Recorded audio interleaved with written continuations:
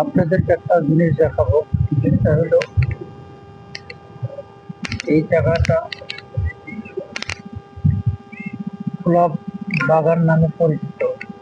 আসলে এগুলো সবই ফাঁকা জায়গা। কিছু কিছু জায়গা গোলাপ আছে, অবশ্য গোলাপ দেখতে পাবেন।